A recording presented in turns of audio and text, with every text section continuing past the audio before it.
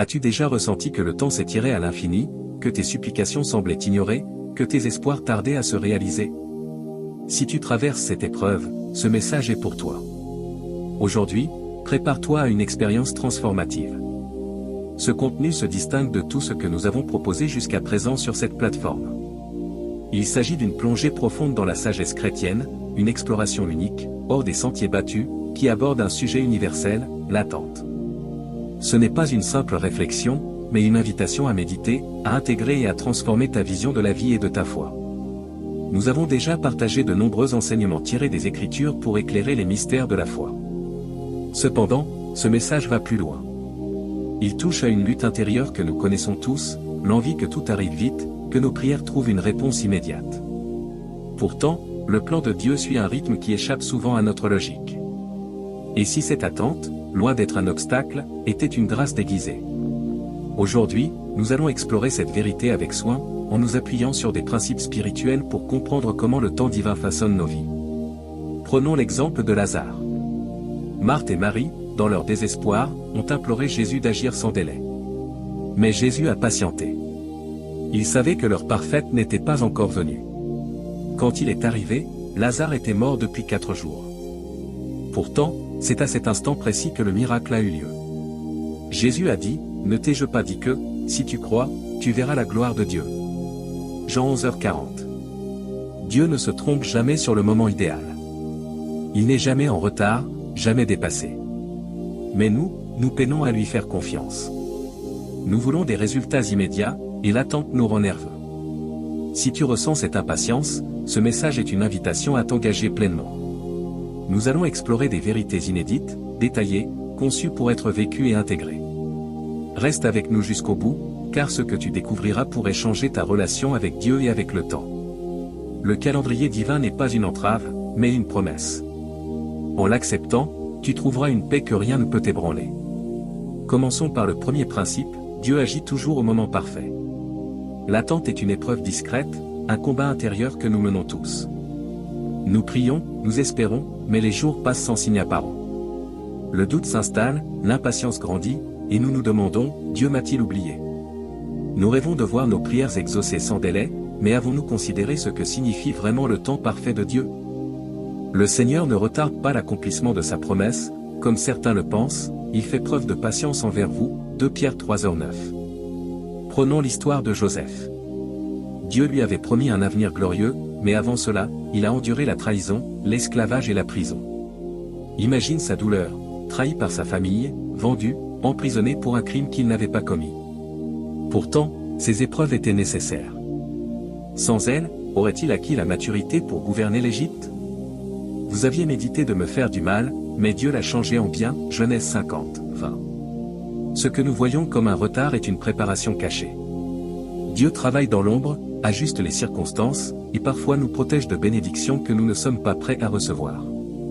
Si Abraham et Sarah avaient reçu un enfant immédiatement, auraient-ils saisi la grandeur de la promesse? L'attente forge la foi. Une bénédiction donnée trop tôt peut devenir un poids. La foi, c'est croire en Dieu, mais aussi en son timing, même quand tout semble immobile. Dieu ne t'a pas oublié. Attends avec assurance, car rien ne peut arrêter sa volonté. Deuxième principe, l'impatience vole la paix intérieure. Nous connaissons tous cette brûlure de l'impatience, ce désir de forcer les choses, cette frustration face à un projet qui stagne. L'impatience est un poison qui ronge notre sérénité et nourrit nos peurs. Abraham, par exemple, a voulu hâter la promesse de Dieu. Face à l'attente, Sarah, désespérée, lui a suggéré d'avoir un enfant avec Agar. Ce choix, motivé par l'impatience, a créé des tensions inutiles. Ne vous inquiétez de rien, mais en toute chose, par la prière et la supplication, faites connaître vos besoins à Dieu, Philippiens 4h6. L'impatience nous donne l'illusion de contrôler, mais c'est en lâchant prise que nous découvrons la puissance divine. Jésus lui-même n'a pas précipité son ministère. Il a attendu 30 ans avant de commencer.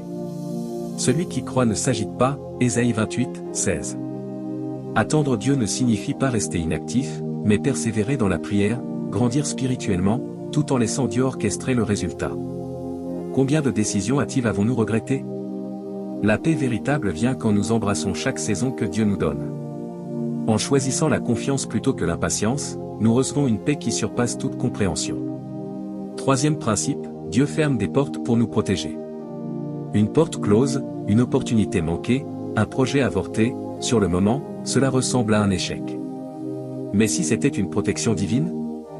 Nous voyons un refus comme un obstacle, mais Dieu voit plus loin. Il nous préserve de dangers invisibles. Je mettrai devant toi une porte ouverte que personne ne pourra fermer, Apocalypse 3h8. Paul voulait prêcher en Asie, mais le Saint-Esprit l'en a empêché. Frustré, il a obéi et a été conduit en Macédoine, où un plan plus grand l'attendait. Si une porte se ferme, demande à Dieu, où veux-tu me guider? Une porte fermée par Dieu est une redirection vers quelque chose de meilleur. Quatrième principe, la confiance en Dieu dissipe l'angoisse. L'anxiété est un fléau moderne. Elle nous épuise, nous enferme dans la peur de l'échec ou de la perte. Mais Jésus a dit, ne vous inquiétez pas du lendemain, car le lendemain prendra soin de lui-même, Matthieu 6h34. Quand Pierre marchait sur l'eau, il avançait tant que ses yeux restaient fixés sur Jésus. Dès qu'il a regardé les vagues, il a sombré. L'anxiété nous détourne de Dieu. Mais voici la vérité, tout ce que Dieu a prévu arrivera en son temps.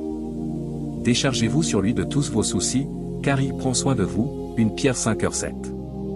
Quand l'angoisse frappe, remets-la à Dieu. La paix vient de la confiance, non du contrôle. Cinquième principe, l'obéissance ouvre la voie à la bénédiction. Nous voulons souvent des garanties avant d'obéir, mais dans le royaume de Dieu, l'obéissance précède la bénédiction. Abraham a quitté son pays sans savoir où il allait, Genèse 12h1. Les 10 lépreux ont marché vers les prêtres avant d'être guéris, Luc 17h14. L'obéissance demande du courage, mais elle libère les promesses de Dieu. Saul, par impatience, a désobéi et perdu son royaume, 1 Samuel 15h22. Quand Dieu t'appelle, agis sans attendre toutes les réponses. La bénédiction suit l'obéissance. Sixième principe, Dieu transforme ton cœur avant ta situation. Nous prions pour un changement extérieur, mais Dieu s'intéresse d'abord à notre cœur. Job a souffert non pas pour être détruit, mais pour découvrir Dieu plus profondément, Job 42, 5. Paul, avant d'être apôtre, a dû être transformé sur le chemin de Damas, 2 Corinthiens 5h17. Si tu traverses une épreuve, demande, Seigneur, que veux-tu m'apprendre? Dieu forge ton caractère pour te préparer à ses bénédictions. Septième principe, la persévérance façonne la foi. Dans un monde obsédé par l'instantané, Dieu valorise la constance. Celui qui persévérera jusqu'à la fin sera sauvé, Matthieu 24h13. Noé a construit l'arche pendant des décennies sans voir de pluie, Hébreux 11h7. Chaque moment d'attente renforce ta foi. Si tu veux abandonner, souviens-toi, la percée est souvent proche quand tout semble perdu. Huitième principe, la paix naît du lâcher-prise. Nous épuisons à vouloir tout contrôler. Jésus a dit, venez à moi, vous tous qui êtes fatigués, et je vous donnerai du repos, Matthieu 11h28. Moïse n'avait aucun plan précis, mais il a fait confiance à Dieu, qui a ouvert la mer au bon moment, Exode 14h13. Lâche prise, confie tes fardeaux à Dieu, et découvre une paix surnaturelle. Neuvième principe, la gratitude attire la grâce divine. Remercier Dieu avant que tout aille bien est un choix puissant. Rendez grâce en toutes circonstances, 1 Thessaloniciens 5h18. Un seul lépreux sur 10 est revenu remercier Jésus, Luc 17h17. Paul et Silas, en prison, ont loué Dieu, et les chaînes sont tombées, Actes 16h25. La gratitude transforme ton cœur et ouvre les portes de la bénédiction. Dixième principe, l'attente fortifie la foi. L'attente n'est pas un vide, mais une période de croissance. Il est bon d'attendre en silence le salut de l'Éternel, Lamentation 3, 25-26. Abraham, Joseph, Jésus, tous ont patienté avant de voir les promesses s'accomplir. L'attente t'apprend à t'appuyer sur Dieu. Ne force rien, sa promesse arrivera au moment parfait. Onzième principe, l'humilité précède l'exaltation. Dieu élève ceux qui s'abaissent. Quiconque s'abaissera sera élevé, Matthieu 23h12. Jésus a choisi la crèche, le service, la croix, avant d'être exalté, Philippiens 2h9. Joseph, David, Moïse, tous ont été façonnés dans l'humilité avant l'élévation. Reste humble, et Dieu t'élèvera en son temps. Douzième principe, l'amour est la clé de la sagesse. Tout repose sur l'amour, aimer Dieu, aimer son prochain. La plus grande de ces choses, c'est l'amour, 1 Corinthiens 13h13. Jésus a aimé jusqu'à la croix, pardonnant même ses bourreaux, Luc 23h34. L'amour transforme, guérit, ouvre les cieux. Fais de l'amour ta priorité, et la sagesse divine illuminera ta vie. Si tu es arrivé jusqu'ici, c'est que ton cœur est prêt à plonger plus loin dans les vérités divines. Les 12 principes précédents t'ont montré que l'attente, l'humilité et l'amour sont des clés pour vivre une foi vivante. Mais la sagesse chrétienne ne s'arrête pas là. Aujourd'hui, nous allons explorer 5 nouveaux principes pour t'aider à marcher avec assurance dans le plan de Dieu, même face aux incertitudes. Ce message est une invitation à approfondir ta relation avec le Seigneur, à transformer ton regard sur les défis et à découvrir une paix durable. Prépare-toi à méditer, à appliquer et à laisser ces vérités changer ta vie. Premier principe, le pardon libère l'âme. Nous portons tous des blessures, des offenses, des rancunes qui pèsent sur notre cœur. Mais Jésus nous enseigne une vérité puissante, pardonner, c'est se libérer soi-même. Si vous pardonnez aux hommes leurs offenses, votre Père Céleste vous pardonnera aussi, Matthieu 6h14. Regarde l'histoire de Joseph. Trahi par ses frères, vendu comme esclave, il aurait pu nourrir de l'amertume. Pourtant, lorsqu'il les retrouve des années plus tard, il choisit le pardon. Vous avez voulu me faire du mal, mais Dieu l'a tourné en bien, Genèse 50, 20. Le pardon n'excuse pas le mal, mais il te délivre de son emprise. Refuser de pardonner, c'est rester enchaîné à la douleur.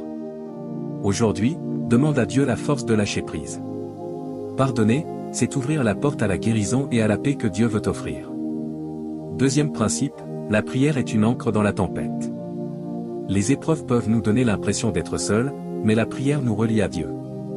Priez sans cesse, 1 Thessaloniciens 5h17. Considère Daniel, jeté dans la fosse au lion pour sa fidélité. Avant ce moment, il priait 3 fois par jour, même face aux menaces, Daniel 6h10. Sa prière n'a pas empêché l'épreuve, mais elle l'a soutenue à travers elle. La prière n'est pas seulement une demande, c'est une communion avec Dieu qui fortifie ton esprit.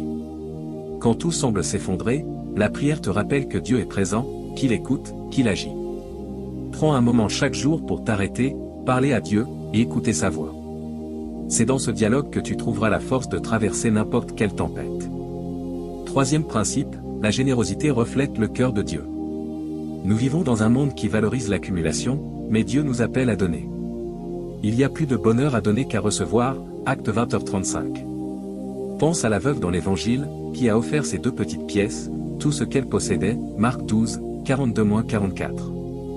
Ce n'était pas la quantité qui comptait, mais son cœur. La générosité ne se mesure pas à ce que tu donnes, mais à l'amour avec lequel tu donnes.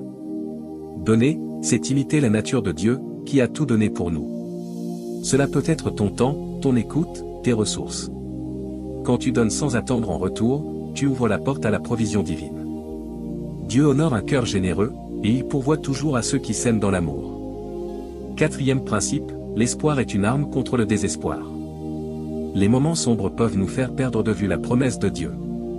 Pourtant, l'espoir est une force qui nous ancre dans sa fidélité. Nous sommes sauvés par l'espérance, Romains 8h24. Regarde l'histoire d'Anne, stérile et moquée, qui a continué à espérer en Dieu malgré les années de douleur, 1 Samuel 1, 10-20. Son espoir n'était pas passif, il était nourri par la prière et la confiance. L'espoir chrétien n'est pas un vœu pieux, mais une certitude que Dieu tient ses promesses. Quand tout semble perdu, souviens-toi des merveilles que Dieu a déjà accomplies dans ta vie. L'espoir te donne la force de continuer, car tu sais que Dieu prépare quelque chose de meilleur, même si tu ne le vois pas encore. Cinquième principe, la louange transforme l'atmosphère. Louer Dieu, même dans l'épreuve, change ton cœur et ton environnement. Que tout ce qui respire loue l'Éternel, Psaume 150, 6.